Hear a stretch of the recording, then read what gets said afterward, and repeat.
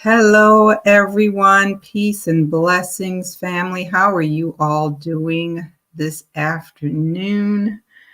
Thank you for joining me for another live session. I pray that you all are blessed, that you're doing well, you have health and healing in your bodies, and that you're ready for this night's session. We have a lot to unpack tonight, I can tell you. This series, it's been eye-opening for me as well. I mean, a lot of the things we're talking about, I knew, but some of the things that we're covering is like, oh my word, I can just see, you know, why the Most High was so upset and so mad with us. Because some of these things should have been obvious to us, but it was almost like we took it for granted. We took for granted what we had, not realizing how we would be impacting future generations. So, yeah, we have a lot to dig into tonight. But hello to you, Yayadris, Focused on Truth, Nikki Griffin, Clifford, Brother Clifford, how are you? Brother Charles, Vic, Thomas Ridgell, hope I'm saying that right. Evening to you as well. Shirley, Byron, Alita, Jason, L. Michelle, Yaquan, Janet, Marilyn, Byron. I think I got your name or called you twice. Yabu, Shamika Hicks, Tamara, Carmen. How you doing, Sister Cece? Seed of Jake, son of Zion. All right. Brother Percy, Saw, Kings and Queens Coaching Group. Minister Gwinnett, how are you doing, sis? Chaperone, Marquita, Vintage 82. Hepzibah Israel. Let's see. M.R. Newgrew. I sometimes think that Satan's throne is in Mississippi. It's a possibility. Hello to our Gates of Hulda moderators. I pray that you all are doing well. Sister Maria, Saul Evans, Summer Breeze, Deborah, El Michelle, Y'amazing Grace, Y'amazing Grace. You love Yah. Azaniah, how you doing? Minimus 321. Driving home, I got something to listen to. All right, you keep your eyes on that road, though. I am daughter, melanated by Yahuwah. Joseph, watchful of my salvation. Wendell, Tyrone, Roderick, Canvas. Woo, long list of y'all. So, peace and blessings to all who are watching on TV, listening as you're working. I get emails from some of you saying, I listen as I'm at work. Got your headphones on, I'm sure. For those watching, like my mom on TV, hello and peace and blessings to all of you and all my family and friends who are regular listeners. So, yeah, family, we're going to talk about some things. And as I said, I think it will confirm a lot of what we already know, but I will definitely share some things that will make you think. So, we are talking about the seat of Satan and world religions. The seat of Satan and world religions. Yeah, let's get into this. We have some things to talk about. If you read Isaiah 14, you'll see that the serpent is obsessed with being like the Most High. So he imitates him in everything and tries to present himself as God to man. And we talked about this already. He wants to be worshiped desperately. So the Most High said this in Isaiah 14:1, how you are fallen from heaven, O Lucifer, son of the morning. He says, how you are fallen from heaven. Then he exposes what's in the serpent's heart. He says, "For you have said in your heart, I will." Listen to the number of I wills as I go through this. "I will ascend into heaven. I will exalt my throne above the stars of Yah. I will also," don't miss this, "sit on the mount of the congregation on the farthest sides of the north." So we see what his goals are. Now, the fact that he has to say, "I will ascend into heaven," confirms that he was kicked out. So he exposes what is in the serpent's heart for us to understand what we're dealing with. He wants a place of prominent position to receive the praises of men. It's a high place or a worship site. And in this session, we're going to focus primarily on Turkey, but we'll also look at other places that were used to spread idolatry throughout history. So let's look at a list of those places. Widespread impact happened in these areas. Of course, we know it began in Babylon, and then Tyre, Pergamos or Pergamon, based on Revelation 2 and 13, and then Rome, and then Mystery Babylon. Now, some would, kind of lump in Rome and Mystery Babylon together, but I have a reason for separating them because most theologians tend to teach that Rome is no more. Rome died. But it is obvious that Rome reinvented itself through the Catholic Church. It's been hiding behind that religion. And then Mystery Babylon, we're going to talk about that location.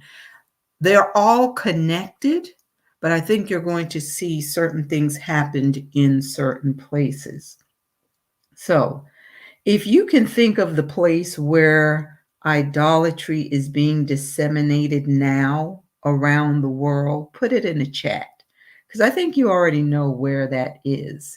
It's definitely in the belly of the beast. So let's see. Put it in the chat and let's see what you come up with.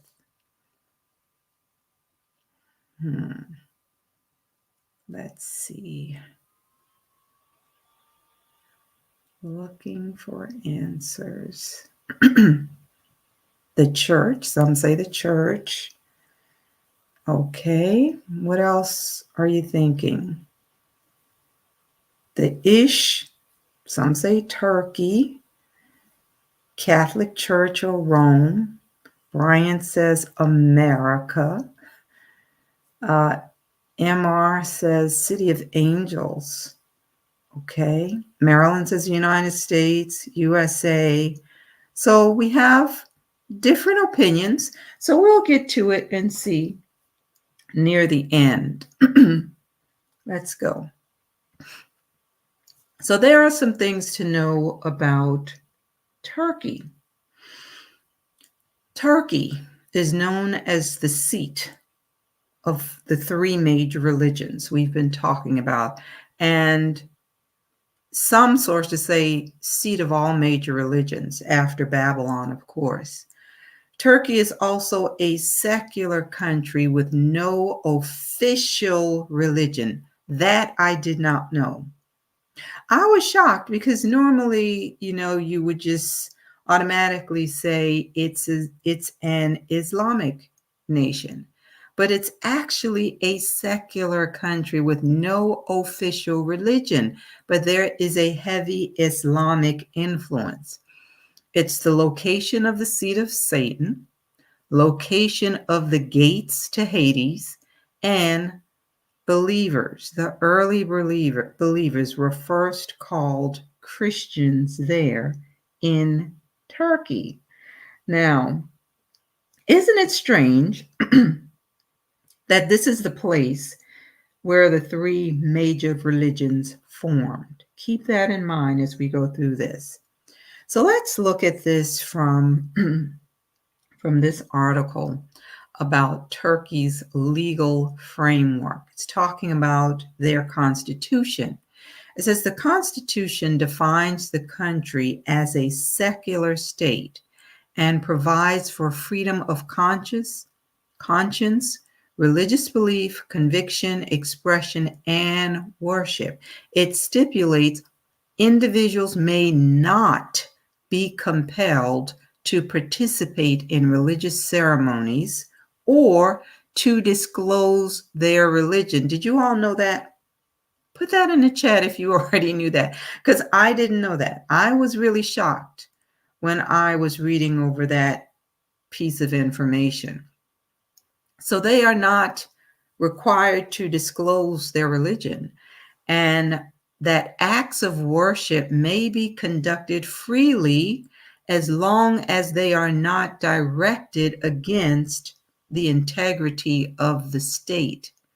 So the Constitution prohibits discrimination on religious grounds and exploitation or abuse of religion or religious feelings or things held sacred by religion. It also prohibits even partially basing the order of the state on religious tenets. Now, that was really surprising. So the Penal Code prohibits blasphemy and provides punishment for provoking people to be rancorous and hostile, including showing public disrespect for religious beliefs, any religious beliefs.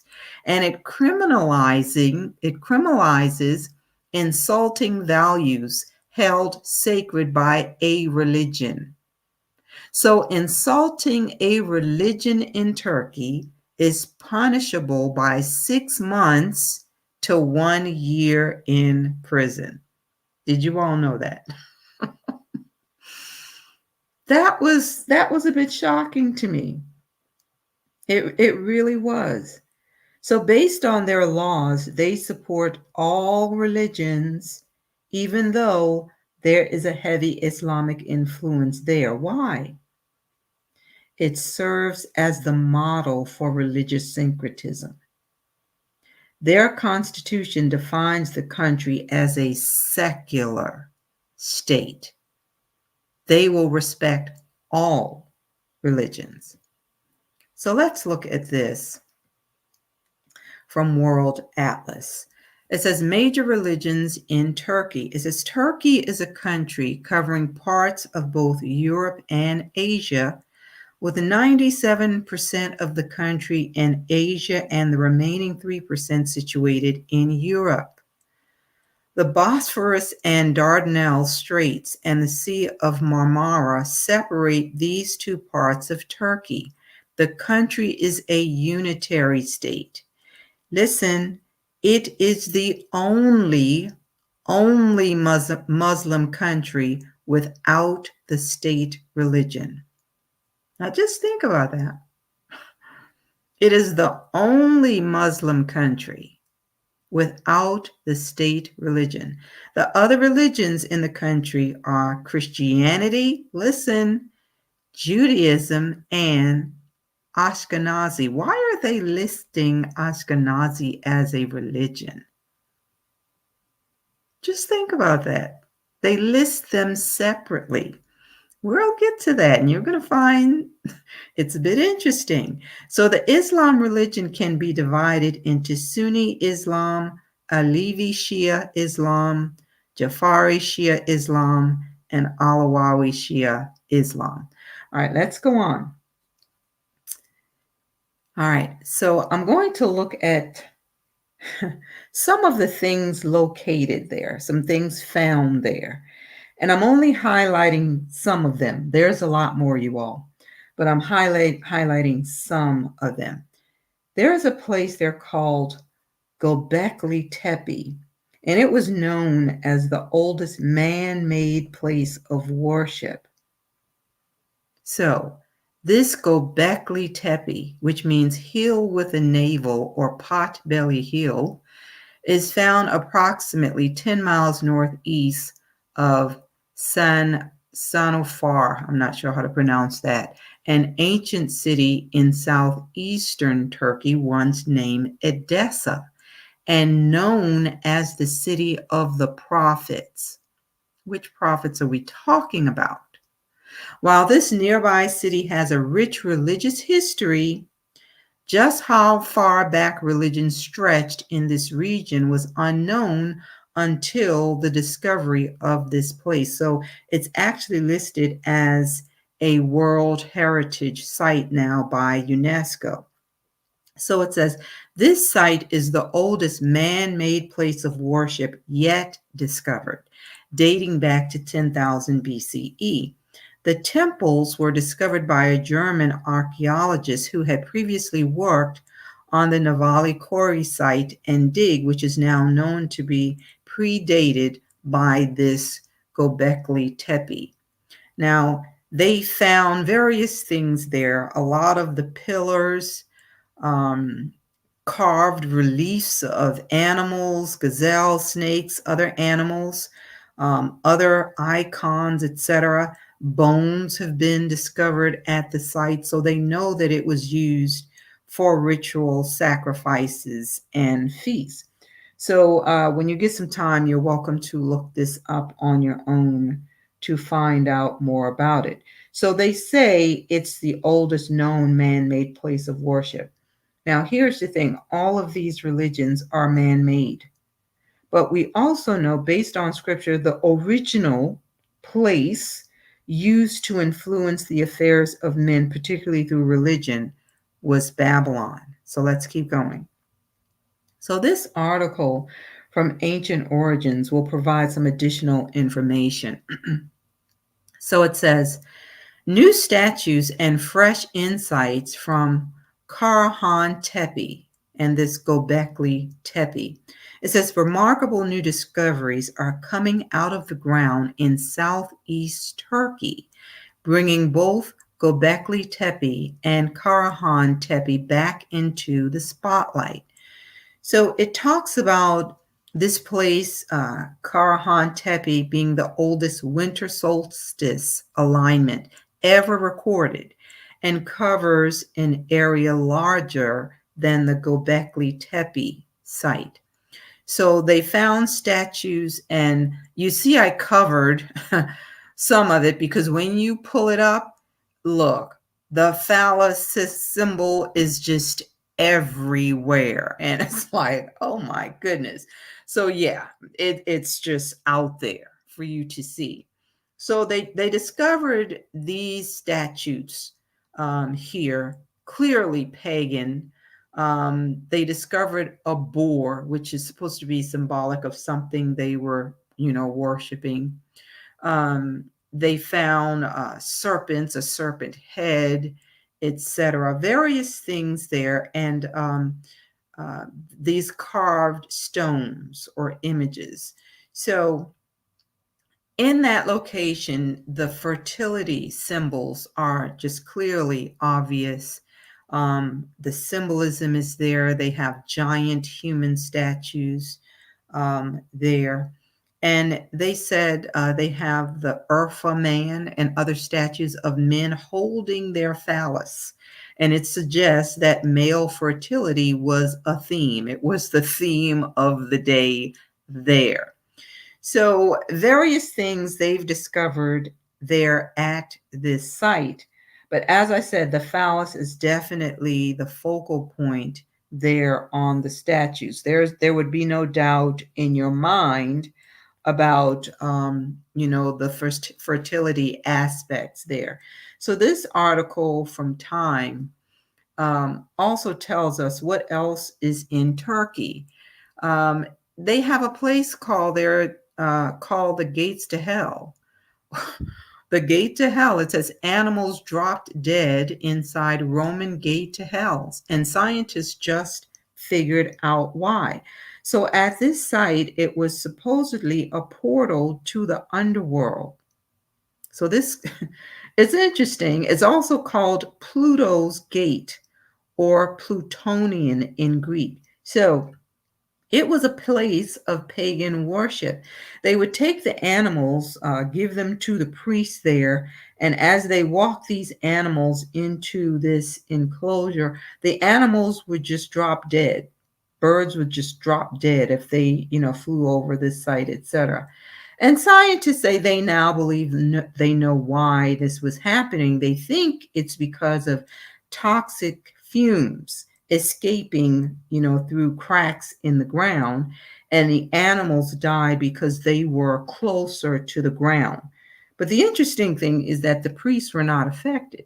So that's interesting. So this place is called the Gates to Hades. So 2 millennia ago, a small Greco-Roman temple in present-day Turkey awed and enthralled its residents. Just beyond its stone gate, in a grotto shrouded in a heavy mist, a strange force worked dark deeds. Bulls ushered inside would lie down and perish. Just died. But listen, the castrated priests in charge would emerge unscathed. So nothing happened to these castrated priests. We don't want to overlook that part. So again, it definitely was a pagan site of ritual worship. What else is there in Turkey? And I covered this in the last session. So if you did not listen to that session this past Sunday, I encourage you to go back and listen to that one. But it has the seat of Satan's throne there. So this comes from pressmagazine.com. So you're getting this view of this, place sitting high atop this mountainous region.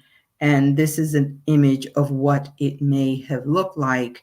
Again, this place called the seat of Satan's throne. Now, just some additional information about this site, this Pergamon or Satan's throne. It says the sculptural frieze on the altar depicts the battle between the Greek gods and the giants. And it's telling the story about how these gods supposedly were fighting against the giants for control of the earth. And it lists these different gods who were supposed to be fighting, but the ruler or the main god was supposed to be Zeus. Now, so the gods, these Olympian gods, who were clans that belonged to Zeus, they learned that they could defeat the giants only if they were aided by a mortal. So this is where Hercules came in. He was supposed to be one of the mortals fighting for them. And supposedly Hercules was born to a human mother and one of the gods. So who are they talking about here? They're talking about the fallen mating with human women. So all these stories that they've been calling Greek mythology, they were actually telling the story.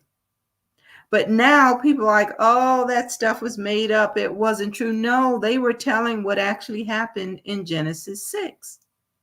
So they enlisted Hercules to fight on their side to kill these giants. Now, based on scripture and what we see in Enoch, we know that the giants actually came about because of the fallen mating with the human women. So you can see how they kind of twisted things about so that folks wouldn't realize that the way that scripture presents it is the actual story of what happened. Now let's see what else they found in Turkey, you all. They found the broken pagan statue of the Greek god Pan. And where did they find Pan? It was unearthed at an early church site. It was in the ruins in Istanbul. Now, please tell me, Why was it found at a Christian church? It says a marble statue of the Greek god Pan was found in backfill at an archaeological site in Istanbul, Turkey, that they say probably came from elsewhere in the ancient city. They don't want to say that it came from the Christian church. So it says archaeologists in Istanbul excavating the ruins of an early Christian church have unearthed a pagan statue of the Greek god Pan, who is depicted with goat horns and a naked torso as he plays a reed pipe. Now, just stop and think about that. Who do we often associate with a goat god who's worshipped by man? Goat god. Just think about that. Naked torso. Who are we talking about here? Let's look at this from ancient origins. It says Baphomet was the diabolical demon really worshipped by Knights Templars. Now, when I say Knight Templars or Knights Templars, surely you're already equating them with the Catholic Church.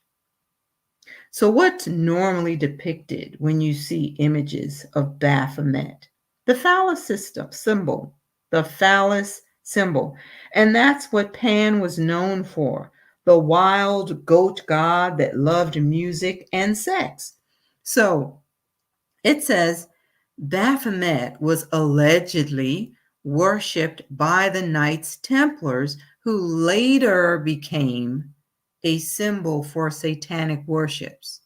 And during the Inquisition of the Templars in the 14th century, the Knights were falsely accused of worshiping this figure. So the famous icon of Baphomet, i.e., as a goat-headed idol, however, only emerged much later on. And this icon quickly became a symbol of the occult, specifically a representation of evil and the devil. So as the earliest known reference to Baphomet can be traced back to a letter written by a French crusader in 1098.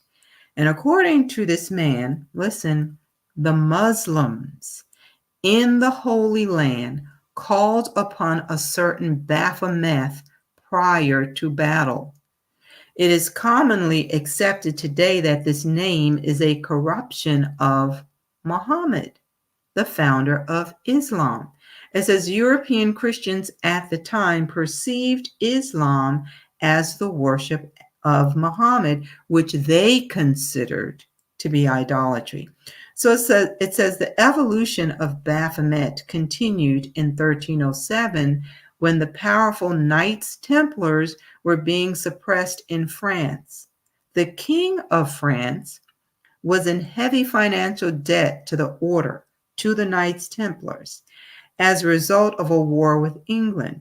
And he was hoping to have his debt erased, but at the same time feared the military might of the Templars.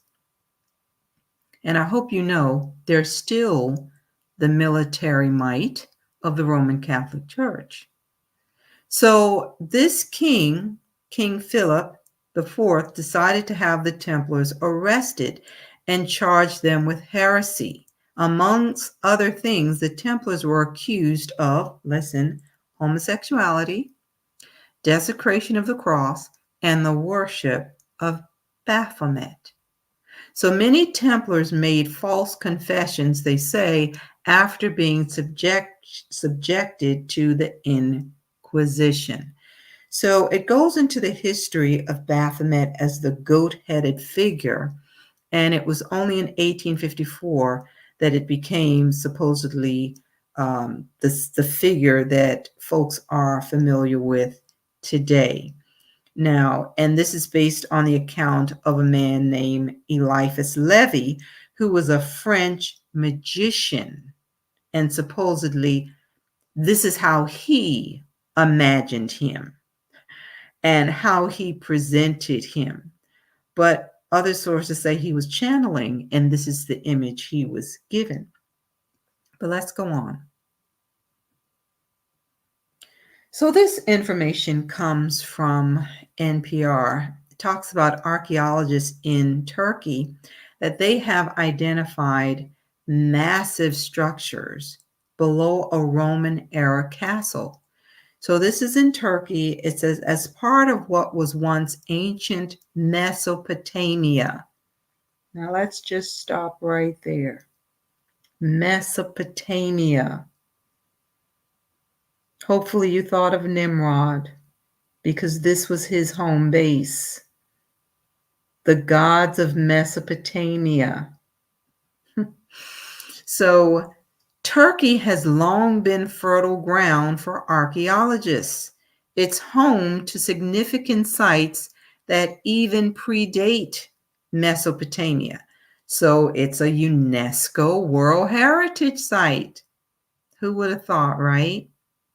It says now more recent sites in the country's southeast are yielding finds that archaeologists say may change modern understanding of this part of the world's past. It says it's moving the footprint of pre-Roman activity in the area farther east than was previously believed. So this castle that you see here is the site of a Roman Empire military garrison. And it says it provided some information about the site, but you can see how it ties in Mesopotamia to Turkey. And most of us don't equate Mesopotamia with Turkey. But Mesopotamia, it was in the areas of what is modern day Iraq and Iran, parts of Iran, Turkey, and Syria. And the deities were worshipped in temples, normally on mountain tops. And remember that the serpent is imitating the Most High, or attempting to anyway. So let's look at this from Daily Sabah. It says, Turkey's ancient cities shed light on vast Mesopotamian history. So it talks about this ruin here that was found, and it's an old Hittite ruin. Now we're talking about Mesopotamia, and we're talking about the Hittites. So what's coming to mind as we talk about the Hittites? Turkey has a connection to the Hittites, you all. The Hittites are Indo-Europeans, people who appeared in Anatolia, Turkey, at the beginning of the second millennium BCE. So they became one of the dominant powers of what is now called the Middle East. What else do you know about the Hittites? Esau married Hittite women. So this is all going to come together for you, family. Let's look at this. This is from History Cooperative. It says Mesopotamian gods and goddesses, 34 deities of the Tigris and Euphrates River. So who were they worshiping? You're going to see as we go through this.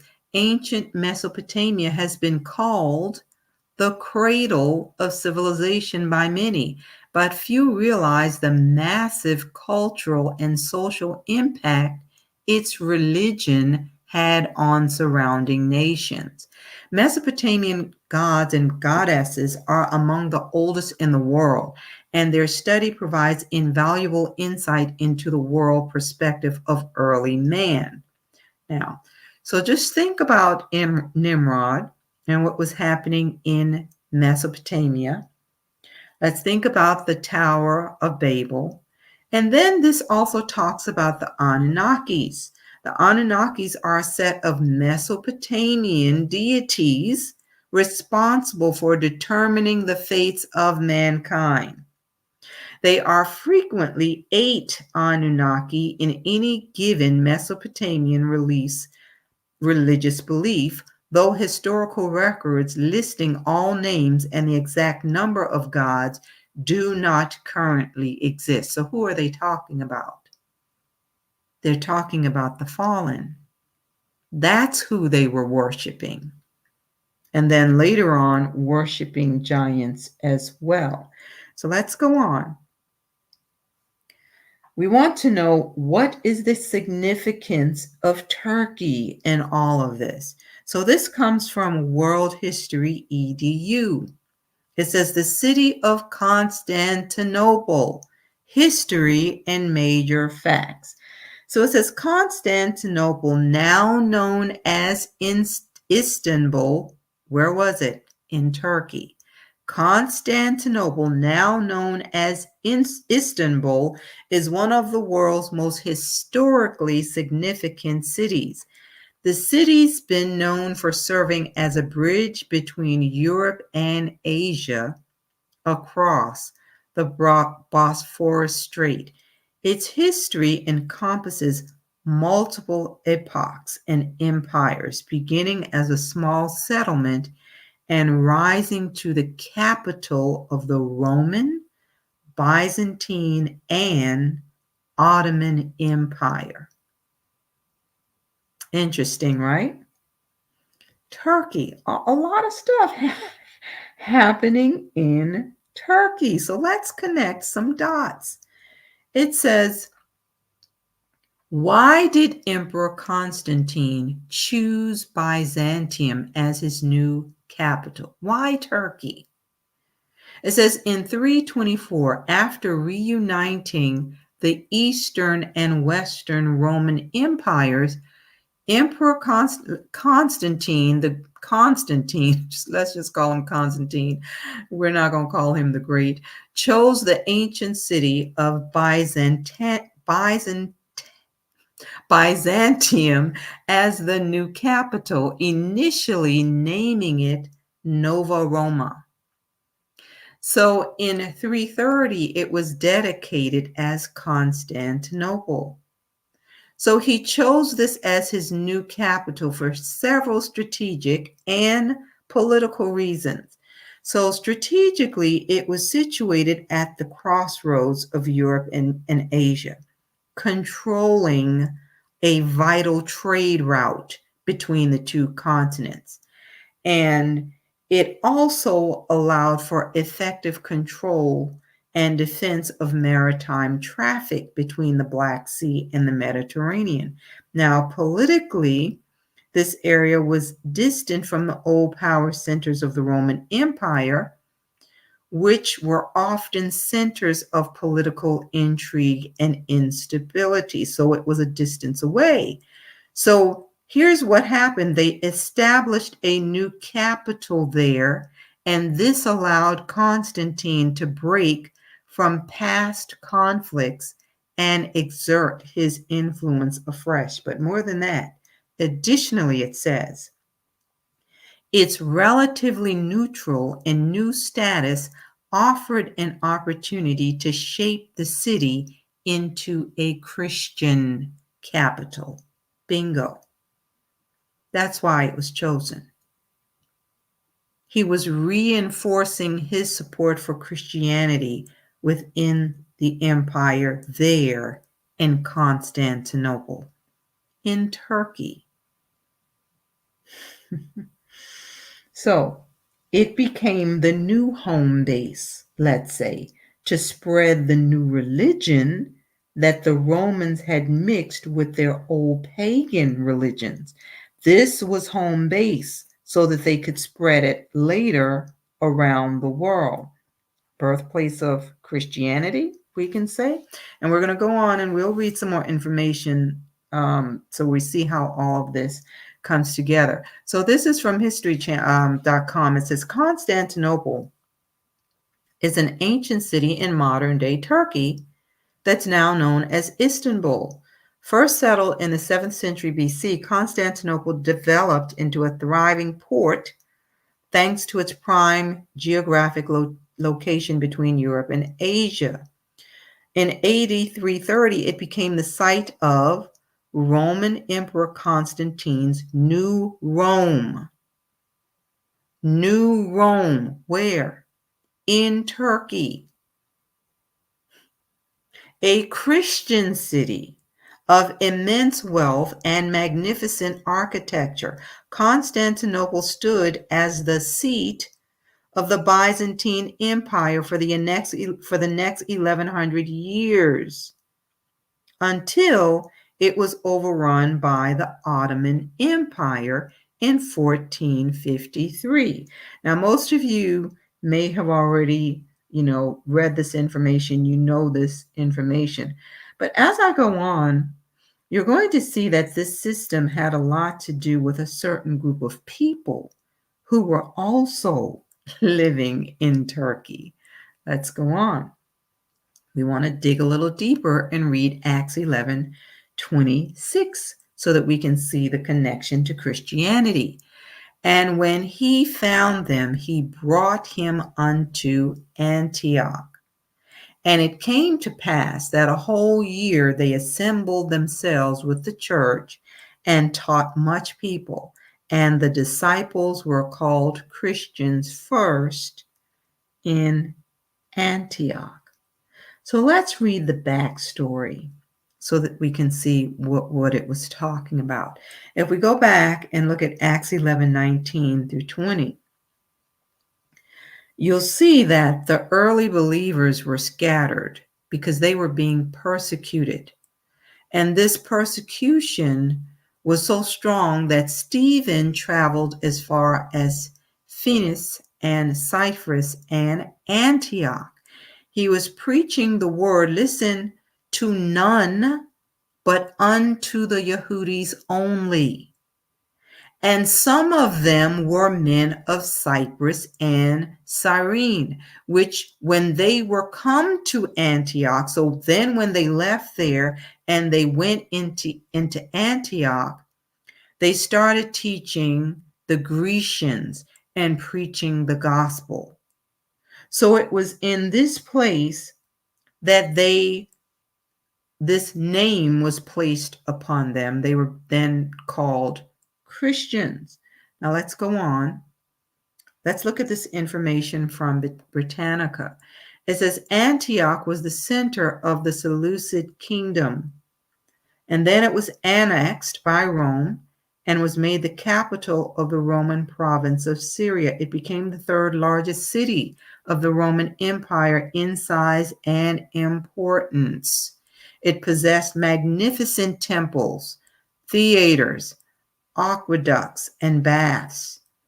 The city was the headquarters, headquarters of the Roman garrison in Syria, one of whose principal duties was the defense of the empire's eastern border from Persian attack.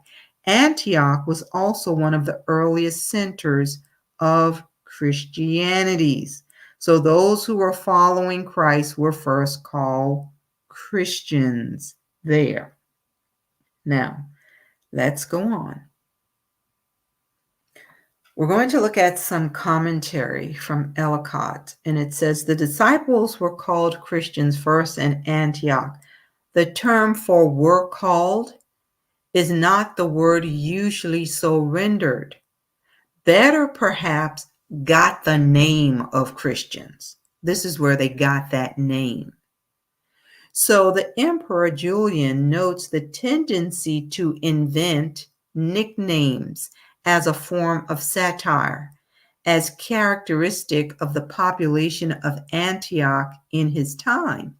And the same tone of persiflage seems to have prevailed on the first appearance of the new faith being the gospel, the message that they were teaching and preaching. But listen, as used in the New Testament, we note that the disciples never used it of themselves.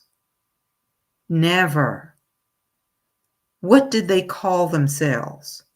It says they keep to such terms as the brethren, the saints, and those of the way, the people of the way. That's what they call themselves. So it says Ignatius talks about this Eudodius, the first bishop of Antioch. And it says the word was less important, this as Christianismos, as opposed to Judaismos, all these words, you all. And it was expressing the whole system of faith or life, which they knew then as Christianity. But it says, it's worth to note that another ecclesiastical term, less important in the history of Christendom, seems also to have originated at Antioch. What was the term or the name? It says you can also trace it to the name of Catholic as well as Christian. And this is what Ignatius is quoted as writing or saying. And then Tertullian said that the name was often wrongly pronounced as Christiani, and its meaning not understood. Even the name of Christos was pronounced and explained as Christos, meaning good. So they did not call themselves that. These others gave them the name, and we're going to continue with the comments from Pulpit Commentary. So they're saying the designation of this title Christian had to have been invented by the Gentiles, either by the Roman court or camp at Antioch or by the Greek population. And they, it says, influenced as they were by Roman forms of speech current amongst them. So he says, we may be sure that Christians, i.e., followers of Messiah, is not a name likely to have been given by the Yehudis. It's just not a name that they call themselves. So why is it that you see this pop up at the same time you see this name and title of Catholic coming on the scene? Interesting, right? Let's keep going. These are just things to think about, because I know some folks, have a hard time. They still struggle with the title. So I just want to make it perfectly clear how and why it was used during those days. And this is telling us, based on what we see in Scripture, they call themselves brethren, saints, and people of the way. The Gentiles gave them that name. And why is this important for us to know? Well, you're going to see why. This is going to come straight from the horse's mouth. This is coming from Catholic Answers. Was the early church Catholic or just Christian? So it says the early church indeed consisted of Christian disciples, but they were also Catholic. Now that's interesting. Interesting, right? Let's read it so that there's no confusion. I'm going to read it just as it's written so that it's clear. It says, Protestants often claim that the church that Jesus founded was the Christian church, not the Catholic Church. This is what Protestants say. The biblical evidence cited for this claim is found in the Acts of the Apostles. So Barnabas went to Tarsus to look for Saul, and when he found him, he brought him to Antioch for a whole year. They met with the church and taught a large company of people, and in Antioch, the disciples were for the first time called Christians. So it goes on to say, many modern Christians then suppose that the Catholic Church was founded by mere men much later in Christian history.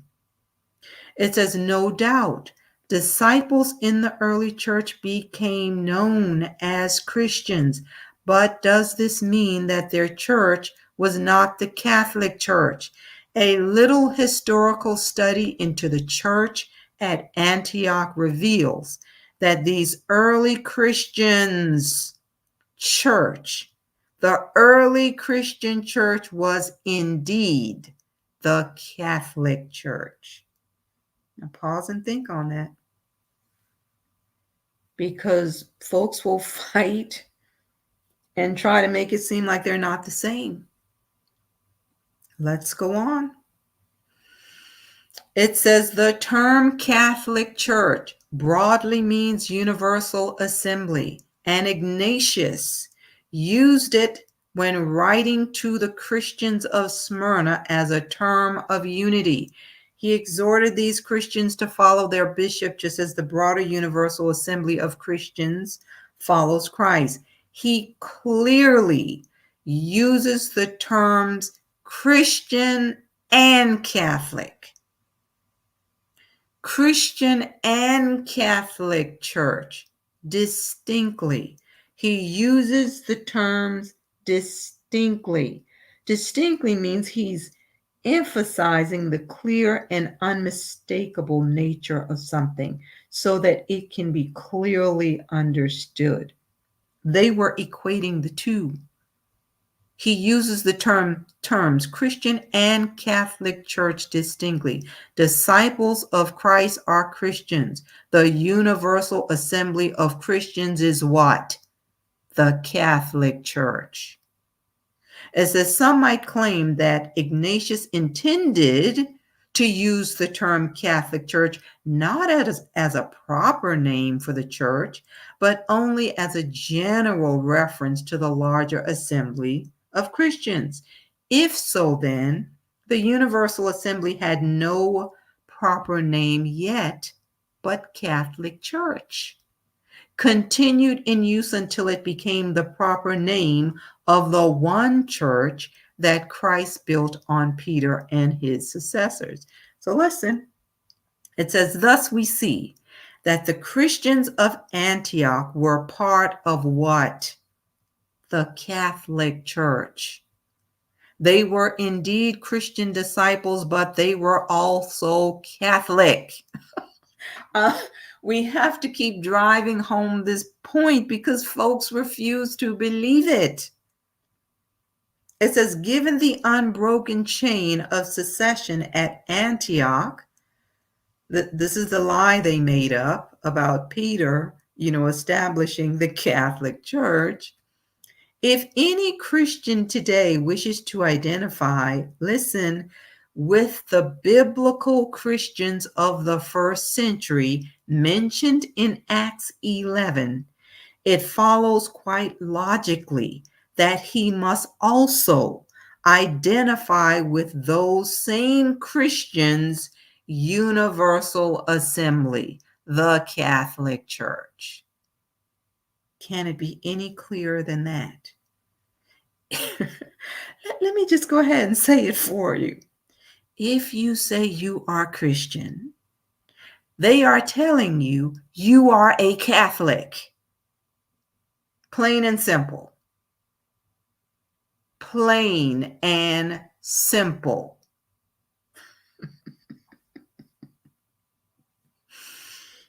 Folks are probably falling out of their chairs.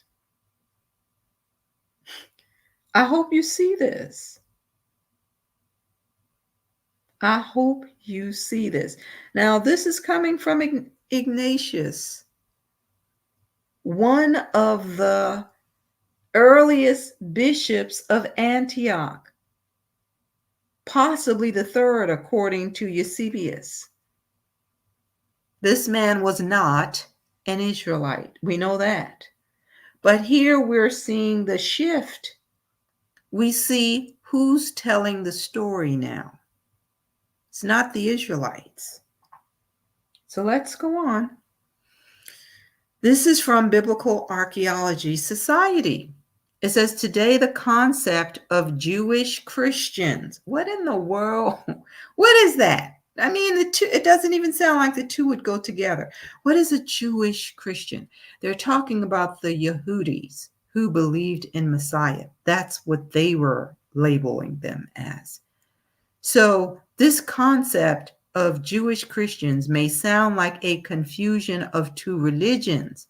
However, to understand the origin of Christianity, one must begin with the population of Jewish Christians who lived during Messiah's lifetime.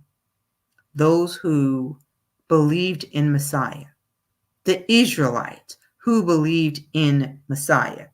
They're trying to make this distinction so that we understand that there came a separation point where they were separated from the Gentile Christians. I hope that's making sense. So it says, in the New Testament, Yeshua only preaches to a Jewish audience or to the Yehudis. They knew this. They knew this. They're saying this. So they're saying after the crucifixion, the apostles began to champion this new faith. And it was known then as the way. The way. And they became known as people of the way. And it grew to thousands who followed after Messiah. So it makes absolutely no sense for Christians to say the Most High had to do away with the Israelites because they were all sinners and they all denied Messiah. Well, what do you say about the disciples then? Their families and all of the converts, all of them who were being persecuted and chased into other cities. What about those people? Did he erase them too? Throw them away too? Their families, their descendants? Where did they go? All right, so it goes on to say, so the Christian document is talking about now what happened after the disciples started going out and teaching and preaching. It's saying the document that they used focused on Mosaic law and the love of Yah and the love of your neighbor, and describes the observance of the Israelite traditions. I don't want to say the Ish traditions. We're talking about the traditions from the Old Testament, alongside baptism and the belief in the Heavenly Father. So what happened? By contrast, the early 2nd century Epistle of Barnabas, now we're in the 2nd century, it shows a distinctly Gentile Christianity in its presentation of the Hebrew Bible. We now see a Gentile Christianity, but they're presenting things as if it's coming from the Hebrew Bible. So the Yehudi was fighting against this. So now they're fighting against the Romans, and they're fighting against these Gentile converts who are tainting or trying to taint the message. And it created a divide between the two communities. And it says it widened over time.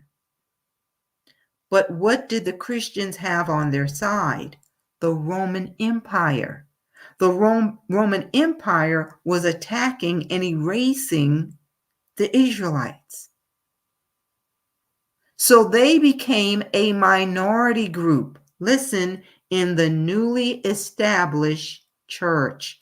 At this point, we can see the origin of Christianity as a distinctly non-Yehudi or non-Israelitish religion late in the 2nd century. So the Yehudis either rejoined their peers or they became part of the newly Gentile Christian church.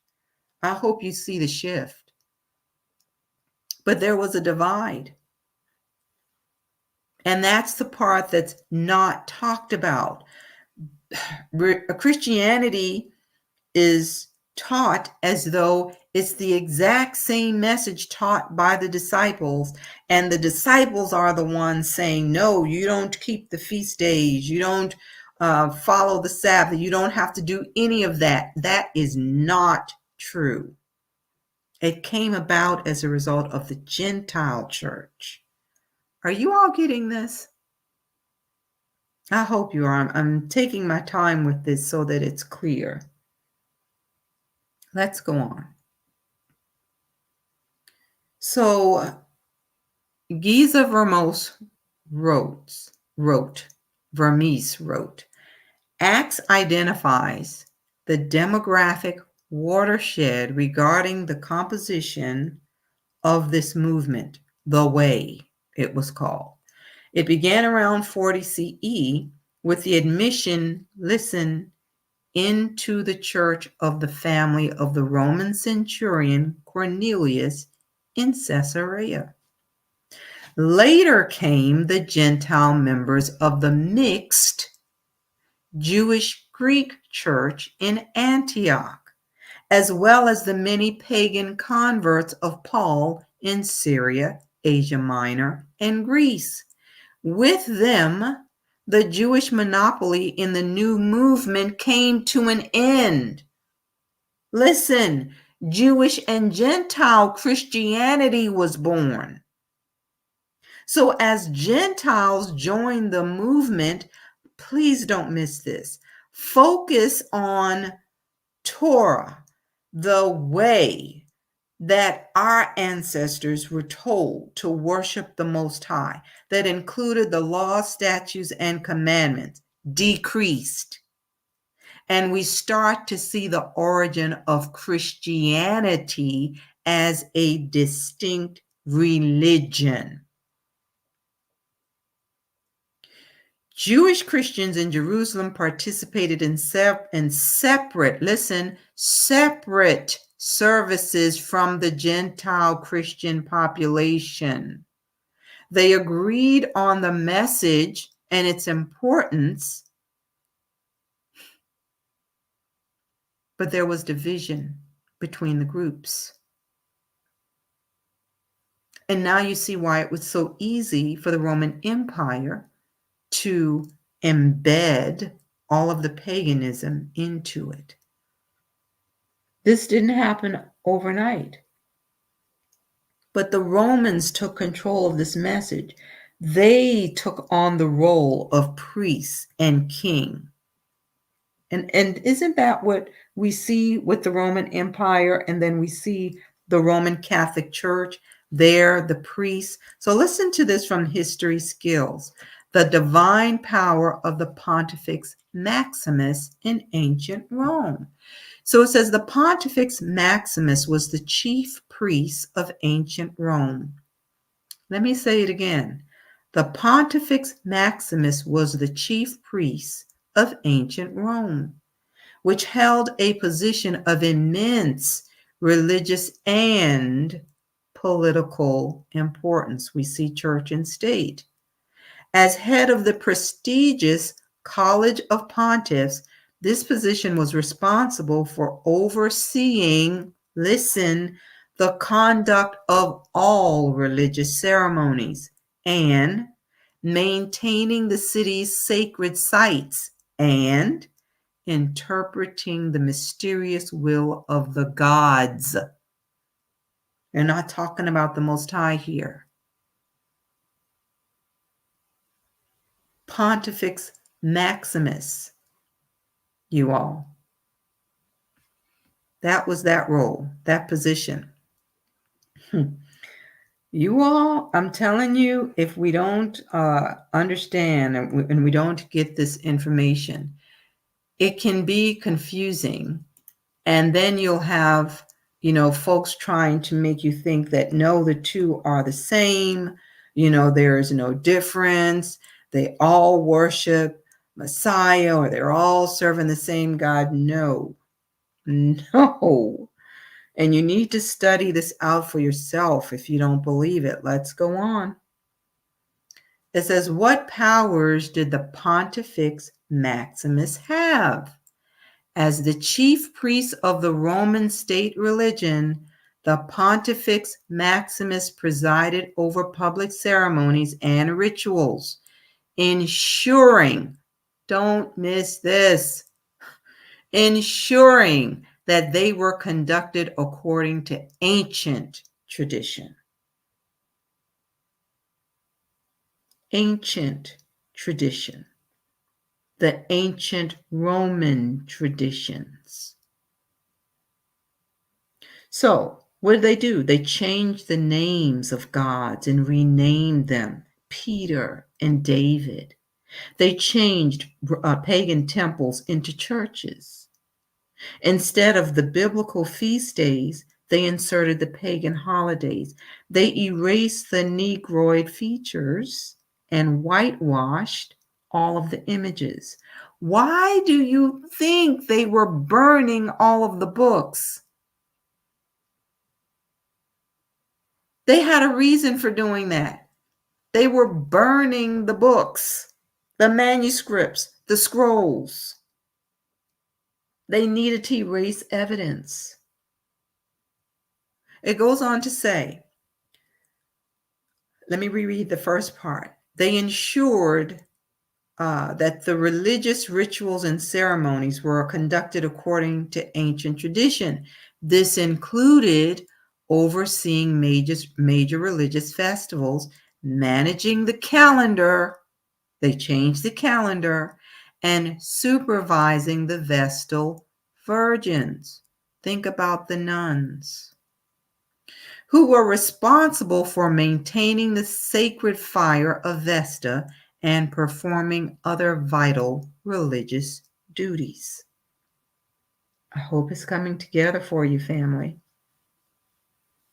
So they made it seem, they inserted themselves into what the gospel was, what the message was. And they made it seem like the people were still following the gospel as preached by the apostles, but it was a blended religion. The message was watered down so that it would appeal to the masses, and they had to accept this new religion because it gave Rome the power to control them. How do we know this is true? Because they began persecuting and deleting those who would not accept the doctrine. What do you think happened to our people during slavery? They were forced to convert. How in the world could this be what the Most High ordained? It was like convert or die. That was it. So let's go on. As head of the College of Pontiffs, the Pontifex Maximus was responsible for the administration of the Roman priesthood, including the appointment of new priests and the regulation of their conduct. This authority extended to the oversight of various cults and temples throughout the city, ensuring that the diverse religious practices of the Roman people were integrated into the official state religion. I mean, this is clear as day to me, you all. It's clear as day. So listen to this from Journal of Religious History.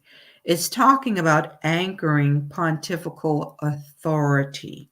It's talking about the papal employment of this title, Pontifex Maximus, the title that was given to popes.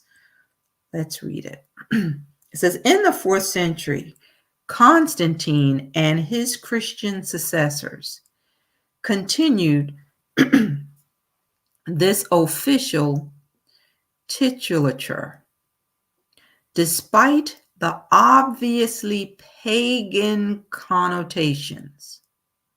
They knew there were pagan connotations that were now attached to the Pontifex Maximus, It had evidently become an inseparable element of imperial representation. It has been suggested that the Christian emperors might have maintained the title purposefully to ensure that they could what? Interfere in church politics. At the same time, the bishops of Rome and those of other places would commonly be called pontifex. Pontifex, an early Christian Latin translation of the Greek word, as it is used in the Bible and in the Jewish tradition to designate, among others, Christ. So it became a synonym for episcopus to designate the bishop's position in the church, although it had some other usages. So they knew what they were doing. Religious syncretism. So the conclusion, Augustus, the first Roman in history to combine the novel position of emperor with that of Pontifex Maximus, recalled in his Res Gestae by the passage of new laws. Listen to what he says. Don't miss his statement. I restored many traditions of our ancestors, which were then falling into disuse. He said he set precedents in many things for posterity to imitate. What were they doing? Making sure that their religious belief, their Roman customs and traditions would continue on in the new religion known as Christianity. Listen, the earliest pope in history to have himself presented as Pontifex Maximus understood the synergy of old and new joined together. Old and new joined together. Religious syncretism. You all, if this is not clear to you yet, that this is what happened, I don't know what else to tell you. I just don't know what else to tell you. They took control of the message. They erased our people. So if you erase a group of people who were known as the chosen people, you now need to present a new group of people to the world as the chosen people. So now we're going to talk about another group of people who were also there in Turkey. You all already know who they are. Just read the title.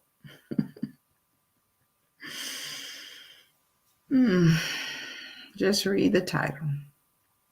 They descend from ancient Turkey. The new research suggests Yiddish has its origins in northeast Turkey. Are you surprised? I mean, really, are you surprised? This is from the Independent. Scientists reveal Ish history's forgotten Turkish roots. Forgotten? Really? Forgotten? No, it wasn't forgotten. It was not forgotten. Over 90% of their ancestors come from that converted, partially Greek originating ancient community in northeast Turkey. Forgotten roots, you think? No, it wasn't forgotten. New research suggests that the majority of the world's modern, there is a reason why they say modern. Modern-ish population is descended mainly from people of ancient Turkey rather than from the Middle East. The new research suggests that most of that population of Northern and Eastern Europe, normally known as what? Ashkenazic, are the descendants of Greek, Iranians, and others who colonized what is now northern Turkey more than 2,000 years ago and were then converted to Judaism.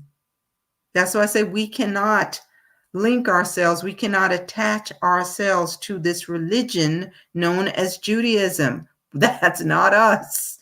It's not us. Listen, they were converted to Judaism probably in the first few centuries AD. What else was going on at that time? Just think about what I was just talking about. They were from Persia, and it says at that stage, the Persian Empire was home to the world's largest-ish community. The largest. Let's go on. This is from the conversation. Uncovering ancient Ashkenaz, the birthplace of Yiddish speakers. Uncovering, because it's trying to make us believe that folks just forgot. The Yiddish language, which consists of Hebrew, German, and Slavic elements and is written in Aramaic, has been spoken at least since the 9th century AD, but its origins have been debated by linguists for several centuries.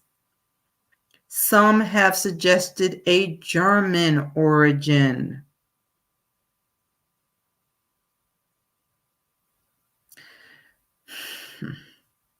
Others talk about a complex beginning, starting in the Slavic lands of Khazaria, the Khazar or empire there in Khazaria that covered present-day southern Russia, Kazakhstan, Ukraine, and parts of the Caucasus, and followed by Ukraine and finally Germany. So it has passed down to different regions.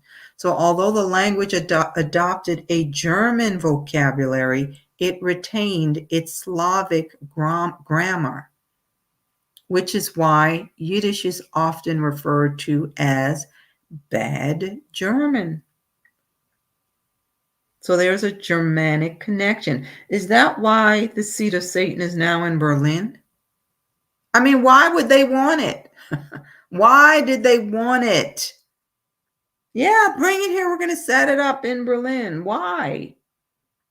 What's the connection? So let's go on. It says this Ish migration led to some of the Turkic Khazar rulers and numerous Eastern Slavs living within the Khazar Empire to convert to Judaism so they didn't miss out on the lucrative Silk Road trade between Germany and China. But the demise of Khazaria due to continued invasions and finally the Black Death devastated this last Ish empire of Khazaria. This led to them splitting into two groups, some remaining in the Caucasus and others migrating into Eastern Europe and Germany. Interesting, right? So the history of a people. Located on the crossroads of the ancient trade routes, this region suggests that the Yiddish language was developed by Iranian and Ashkenazic Jews as they traded on the Silk Road from the first centuries AD to around the 9th century when they arrived in Slavic lands. So putting together evidence from linguistic history and genetics, we concluded that the ancient Jews were merchants who developed Yiddish as a secret language. Why? so that they could buy and sell and maintain their monopoly. Listen, they were known to trade in everything from fur to slaves. Pause and think on that. So slavery was very effective in erasing and enslaving us while allowing them to present themselves to the world as the true people. Because remember, they converted. And then what happened next, family? They used slavery to build up America. And the new seat of power moved where? Because remember, they had to continue on with the assignment to recreate the world into the serpent's image. Where is the headquarters of the United Nations located? It's located in Manhattan, New York City. The land occupied by this headquarters is not, listen, is not under the administration of the United States government, but the UN's, since the area was converted into international territory through an agreement treaty with the government of the US. The UN headquarters sits on land that was initially planned for a project called X City. Listen, the Rockefeller family purchased the land and donated to the United Nations. So the United Nations is a global organization which aims to bring together governments of the world to promote international cooperation and maintain world peace and order. Well, would you say they're doing a great job of that right now?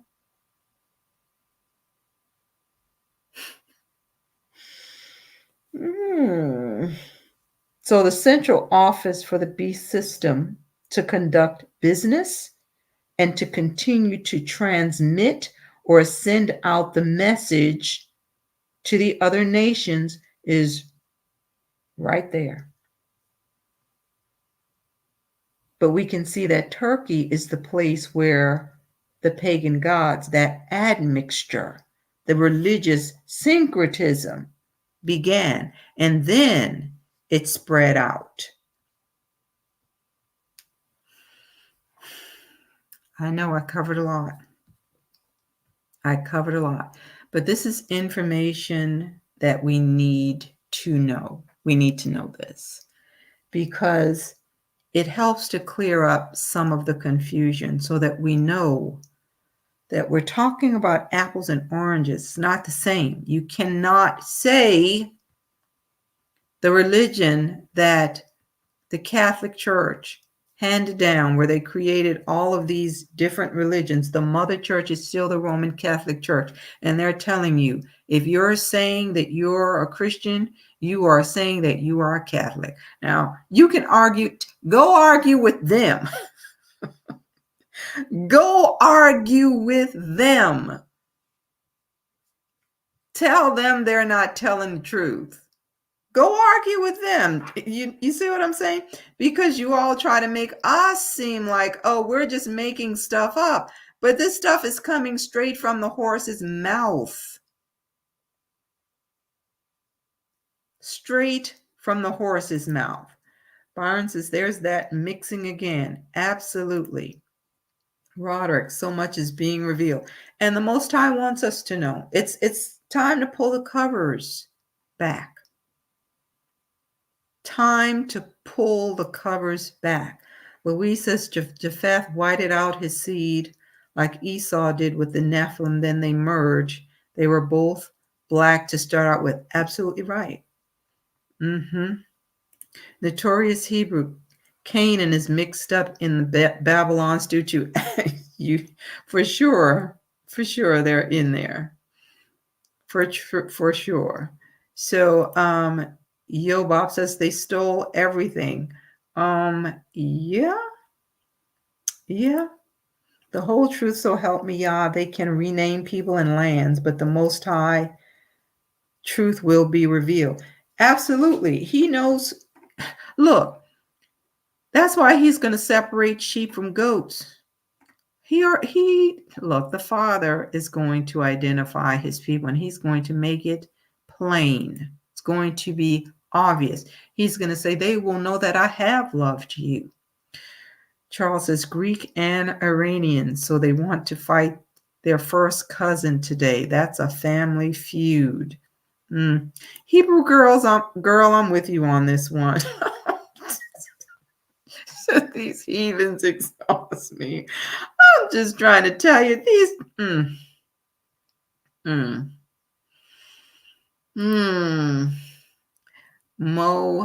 Momasha Yahoo. They don't fit the scriptures. No, they don't. No, they don't. They just don't. So, Brother Calvin, I think the Ish people are related to our drunk uncles.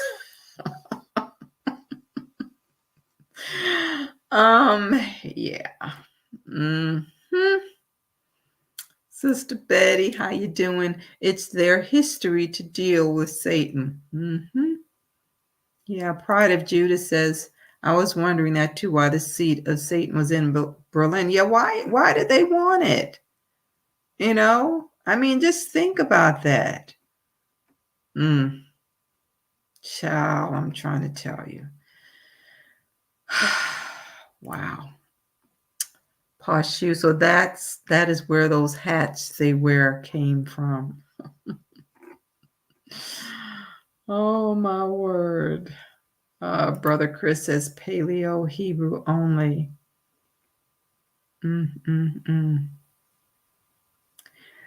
Yeah. Thomas said, yeah, we're on your trail, Esau. Yeah, more than name stealers.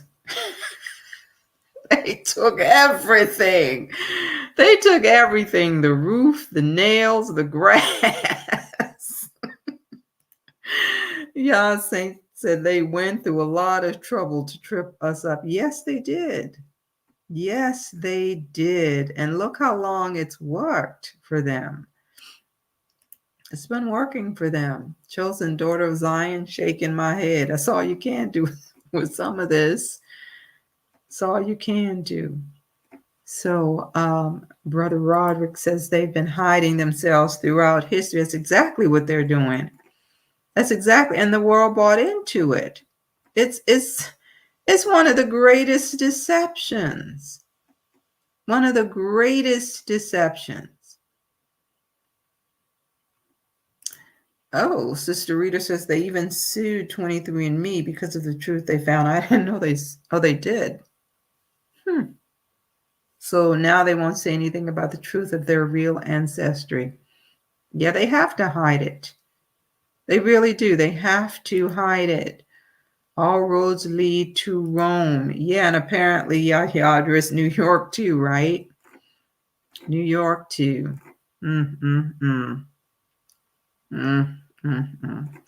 Yeah, so again, this is information that we need to know and understand because for those who keep saying, we'll just throw away, the New Testament, just look at the Old Testament. They rewrote something. Just think about that. They didn't start from scratch. They got it from somewhere. They infiltrated something that was already there. So it's not like they came up with this out of thin air. Biblical truths is they also bought the land. Well, yeah, who put them there? Yeah, we do know that Bibi changed his name, right? Yeah. And the evidence is all pointing, to who they really are. It's pointing to who they are. Obadiah Hotep, I was just about to post that hardcore truth. Go ahead and post it. Yaz, Obadiah, go ahead and post it, because as many of us as we possibly can, we need to be sharing the truth about what they did. Yaz Saint says they're owned by the occult. They are it. Herb says the Rockefeller are not more powerful than the papal bloodlines. Well, they definitely have different bloodlines going on. Some refer to it as the 13 family bloodlines. But again, where did they come from? Where did it stem from? The fallen. And they are protecting that bloodline. They are protecting that bloodline. All right, let's see. Read a few more and then we will wrap up with this. El Michelle says this was enlightening. Good. And look, you all share this information. And you are welcome to share if you have like your